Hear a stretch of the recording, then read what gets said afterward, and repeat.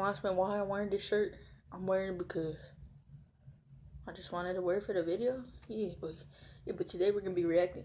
Let me move this right here. We're gonna be reacting to 4 scary true horror. Four scary true airport horror stories by Mr. Nightmare. As you already know, this dude's the creepy pasta legend. So go watch his videos, bro. If you don't want to sleep tonight, go watch the video. So yeah, without further ado, let's watch this video.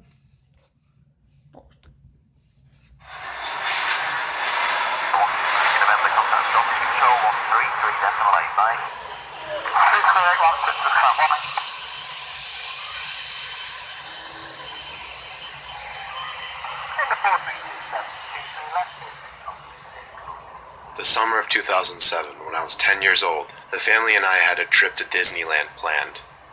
Our flight was booked for midnight on a Tuesday to save money, and my mom figured my sisters and I would sleep through the flight. My sisters were 8 and 5 at the time. The gatehouse was for the most part empty as we waited for our flight. My mom went to go to the bathroom with my youngest sister, and a minute later my dad told me to wait there and watch my other sister while he went to get a last-minute bite to eat at the cafe, as a middle-aged woman came and sat next to us. She put her hand on my back as she acted all excited to see us and asked where our parents were. I told her they would be right back. Then a middle-aged man came over as well and started acting just as bubbly and affectionate towards us as if he knew us. The man then proclaimed that he just ran into my dad at the cafe and finally introduced himself and the woman as our dad's cousins. My sister and I looked at each other and we both said hello really shyly. The man reached out his hand for my sister to grab, while the woman reached out her hand for me to grab. They told us to follow them because they wanted us to meet their kids. My sister and I naively got up, took their hands, and followed them. The two started leading us out of the gatehouse, past the cafe, down the stairs, and towards the lobby of the airport. When I realized they were leading us to the entrance of the airport, towards the parking lot, I finally asked, "Where are we going?" The woman looked at me through her thick-framed glasses, and with her cheeky smile, said their kids were outside by the car. As we walked outside into the dark parking lot, I looked at my sister and became really uncomfortable. I broke my hand free from the woman and said we wanted to go back inside, while also taking my sister's hand from the man's. I noticed the two looked at each other, their cheeky smiles both gone. The man turned quickly to us and then aggressively wrapped his arms around me as the woman did the same to my sister. They started to literally carry us closer to the parking lot as me and my sister screamed. We heard yelling in the distance from 2 men who turned out to be airport security. The crazed pair let us go and ran quicker than I'd ever seen anyone run, quickly disappearing into the parking lot. One of the men chased them down, or at least tried to, while the other talked with us for a bit, then led us back into the airport, back to our parents and other sister. It had only been a few minutes and my mom was already sobbing like a baby. Being that I was so young makes this a really weird and uncomfortable memory to think about. It's also weird to think that I didn't see any red flags go off when the two didn't give us their names. I'll be right back. Yeah. Alright, but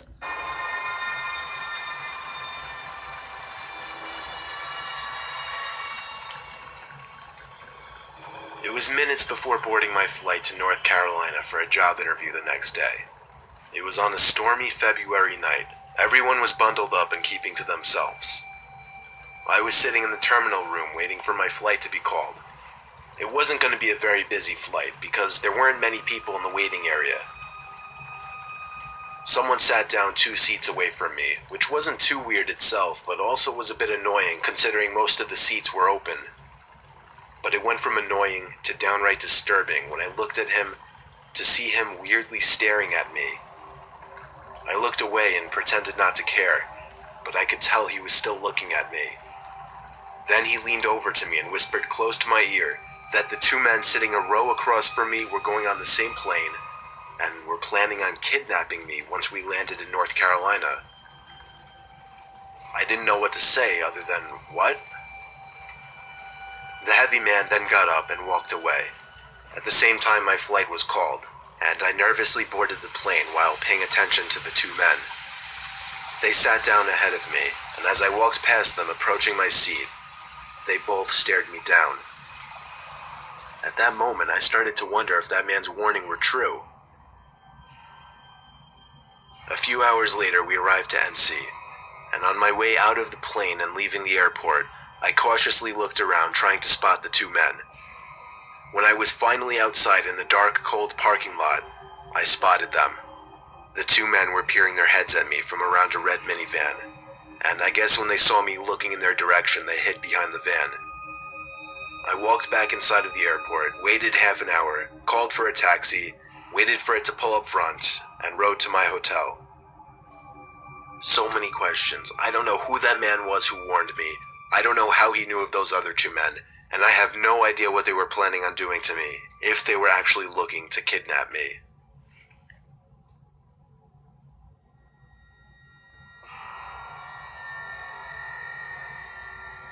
That's freaky. So this happened a few months ago. I'm 26. I was at JFK Airport in New York with 5 friends. All of us were about to fly down to Florida to spend the week in a beach house. We had a few more minutes to kill in the airport before we would board our flight, and I really had to go to the bathroom all of a sudden. I was baffled to see a line out the door for the bathroom. I noticed a janitor walking by, so I asked her if there was another bathroom nearby that wouldn't be so crowded.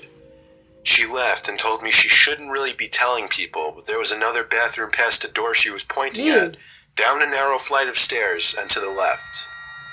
I thanked her because she was extremely nice and followed the direction she gave me. Sure enough, behind that door that no one would think to open was a small stairway that led down to a really poorly lit, skinny hallway.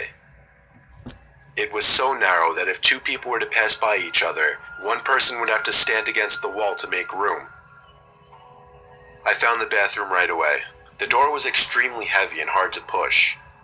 Also, the lights were on inside of the bathroom, and it was filthy in there.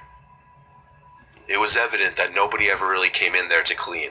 Oh my god. Now, this is a little embarrassing to mention, but when I go to the bathroom in public places, I always try to make sure nobody else is around to possibly hear me going.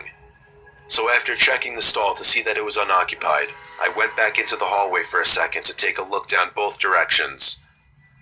To the left, there was somebody standing at the end of the hall, in a dark, unlit section of the hallway.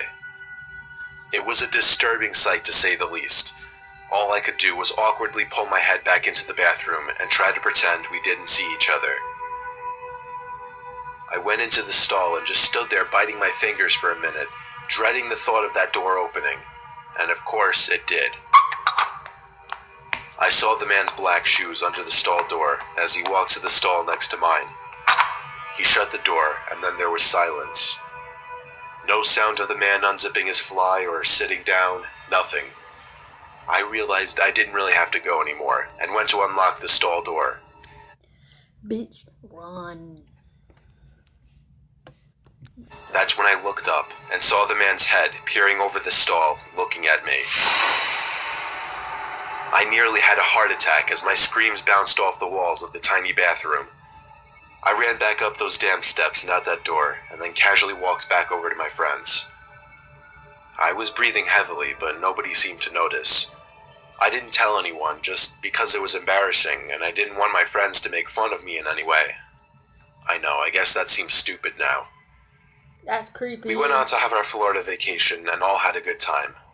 Of course, the thought of that creepy man haunted me every night that week.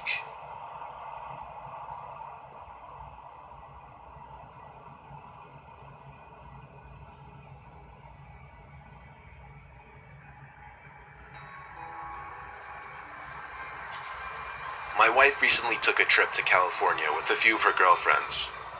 I was her ride to the airport, and I was there for her ride back from the airport as well. I waited around in the lobby for a while. Her flight ran a little behind schedule, so it was about 15 minutes late. I breathed a sigh of relief when I saw my wife Michelle and her 4 friends heading over in my direction. Michelle waved happily and ran over to give me a big hug and kiss. I said hello to all of her friends as well.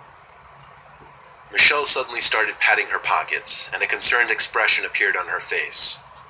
She looked at me and told me she lost her wallet and keys. So Michelle and I, along with one of her friends who was kind enough to help out, all went back up to the terminal and looked everywhere. We asked one of the airport workers to have the plane checked for a wallet and keys. Long story short, we spent a great deal of time looking around the airport to find nothing. She insisted she had both the wallet and keys after she left the plane, though. Eventually, we had to call it quits and went home. A worker assured us that if the items came up, we would be contacted immediately. Michelle was in a sour mood the whole ride home because of it. When we got home, Michelle went up to her room, and I could hear her throw her giant bag onto the bed all the way from downstairs as I was in the kitchen about to make a quick snack for myself. That was when the scream of my wife from upstairs hit me cold in the chest. I ran to our room to see her pointing at the bathroom door. I looked at it and then the two closet doors across the room. They'd both been opened, and all of our personal belongings had been thrown all over the floor. Boxes opened with papers that were once in them scattered all over the floor. She stuttered out the words, "There's someone in the bathroom," to me. I felt like my heart stopped in response to those words, but I had to be the man of the house and step up. I tried the doorknob to the bathroom, but of course it was locked. Michelle left the room in a hurry, which I later found out she did to call the cops downstairs. I started ramming at the weak old door with my shoulder, and after 5 solid hits, I busted the door down. Only the bathroom was empty, and the window was jammed completely open, wide enough for someone to squeeze through. I comforted Michelle until the cops arrived, and listening to her description to the cops was bone-chilling. She had just thrown her bag onto the bed, not even having noticed the closets yet, and out of nowhere felt something brush up past her. When she turned, she saw a massively tall man walking to the bathroom, staring at her the whole time with wide eyes and a blank expression.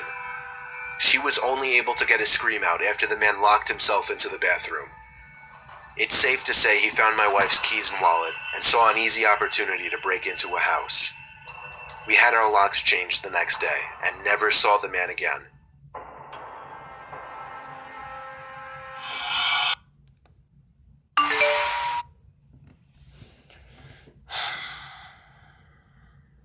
That was... I don't think I want to go to the airport. I'm already scared of airplanes, so... Yeah. Without further ado, I'll be back with a brand new video in a little while. So peace out. And kind of creeped out. So yeah, I'll see y'all in a little bit.